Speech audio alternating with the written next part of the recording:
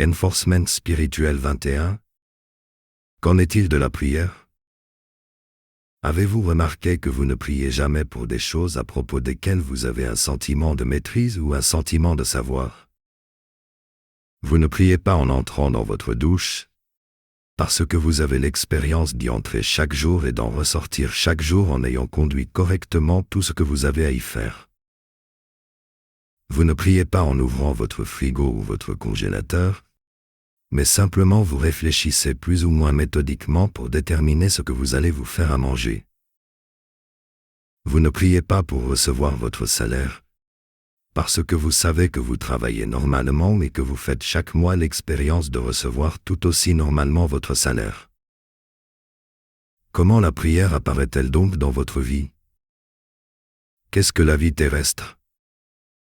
C'est la nécessité de gérer des besoins, c'est l'élan de gérer des désirs, et c'est déployer des efforts pour résoudre des problèmes et pour réaliser des projets. Des projets? Programmer une sortie au restaurant est un projet. Créer une petite agence de prestation de services ménagers est un projet. Programmer un voyage de vacances est un projet.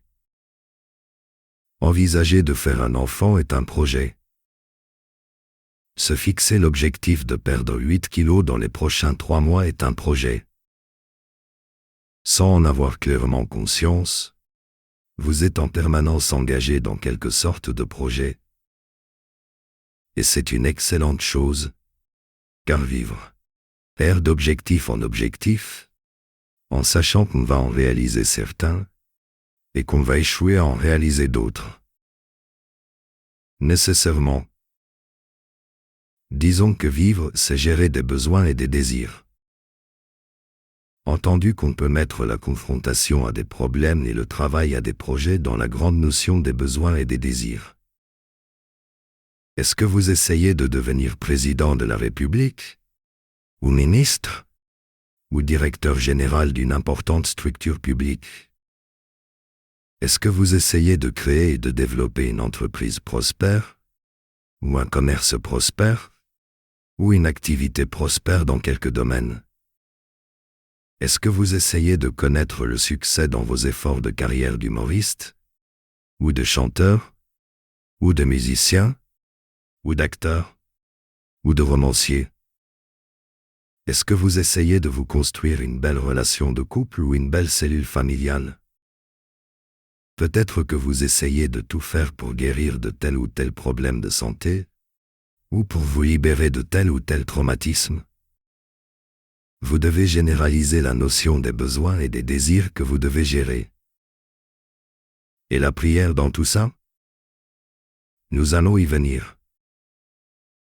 La contraction de la dynamique de la vie, c'est essayer de satisfaire des besoins et de réaliser des désirs. Acceptons cette contraction, car elle n'est pas erronée. Elle demande seulement parfois quelques adaptations devant certains besoins spécifiques et devant ces choses. Pour essayer de satisfaire vos besoins et de réaliser vos désirs, vous disposez de 2 armes naturelles. Oh, nous disons armes, nous aurions aussi pu dire outils. Mais avez-vous vraiment bien pris la mesure de la lutte sociale qui se joue depuis des millénaires sur Terre, et qui continue de se jouer encore? Il n'y a aucune entité toute-puissante qui ait pris soin de pacifier totalement et définitivement l'humanité terrestre. Et les relations entre êtres de puissance finie, ayant des divergences naturelles entre eux, sont des relations de tension, de friction et de conflit, et non des relations naturellement harmonieuses et paisibles. Dans un tel contexte, la paix n'a que 2 formes. La neutralisation des faibles par les plus puissants et la neutralisation mutuelle des puissants aux puissances relativement comparables. Que disons-nous? Pour essayer de satisfaire vos besoins et de réaliser vos désirs, vous avez 2 armes naturelles. Votre force d'intelligence et votre force de volonté. C'est le travail de l'intelligence et de la volonté qui permet à la société de produire des médecins et des avocats, des ingénieurs et des architectes, des techniciens et des artisans, des enseignants et des artistes, etc. Et vous bénéficiez de la grande structure de la société lorsque vous allez vous faire vos courses au supermarché, lorsque vous vous mettez au volant d'une voiture. Que fait exactement la société? Elle s'efforce de produire des biens et des services, si possible de plus en plus avancés, pour que la gestion de vos besoins et de vos désirs soit facilitée autant que possible, et la société fait cela en mutualisant le travail d'intelligence et de volonté de tous, à différents degrés. Mais ce n'est pas de la société dont il s'agit ici. La société ne prie pas, elle travaille, elle investit dans l'intelligence et dans la volonté. Et c'est ce qui la rend capable de résoudre des problèmes et de réaliser des projets. D'envoyer des hommes sur la Lune et de réaliser des opérations pour extraire des tumeurs. De transformer du pétrole noir en énergie pour les machines, et de faire voyager la connaissance et l'information sous la forme d'ondes électromagnétiques. Il ne s'agit pas ici de la société. Il s'agit de vous. Il s'agit de vous. De vous qui voulez atteindre un poste important dans la boîte ou dans l'administration qui vous emploie. De vous qui voulez développer et consolider une discipline de vie qui vous maintienne en bonne forme physiquement et mentalement.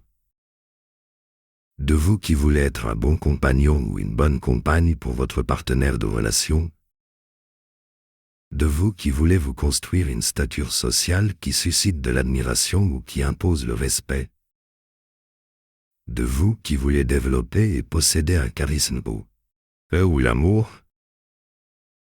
De vous qui voulez simplement vous construire une belle aisance financière et matérielle, à travers une belle carrière dans quelques domaines, ou à travers quelques beaux business dans quelques domaines.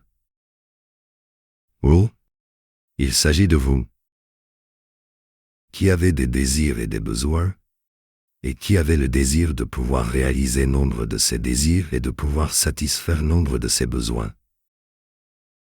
Vous avez deux armes naturelles pour cela. Votre force d'intelligence et votre force de volonté. Et c'est en investissant cette force d'intelligence et cette force de volonté dans quelque forme de travail que vous pouvez obtenir nombre de choses que vous voulez. Soit que vous en ayez le désir, soit que vous en ayez le besoin. En toute chose que vous voulez. Que vous en ayez le désir ou que vous en ayez le besoin. En toute chose que vous voulez, c'est en travaillant sérieusement avec intelligence et volonté que vous l'obtiendrez. Plus vous aurez confiance en votre force d'intelligence et en votre force de volonté, plus vous vous investirez sérieusement dans le travail nécessaire pour obtenir ce que vous voulez, et cela même favorisera le développement de votre intelligence et de votre volonté, car toute force se développe quand on l'exerce. Toute qualité se développe quand on l'exerce. Tout talent se développe quand on l'exerce. Vous ne priez pas pour les choses par rapport auxquelles vous vous sentez en puissance, sauf par simple superstition. Travaillez fondamentalement votre capacité de réfléchir avec rigueur, pragmatisme et profondeur. Travaillez fondamentalement votre capacité à déployer de grandes intensités d'efforts de volonté, et vous verrez que vous serez de plus en plus en puissance devant de plus en plus de choses. La prière est un vestige de la superstition et un enfant de l'impuissance. La bonne direction n'est pas de vous abîmer davantage en prière, c'est de vous élever davantage en puissance d'intelligence et de volonté. Sensei Cyril Ndongasu.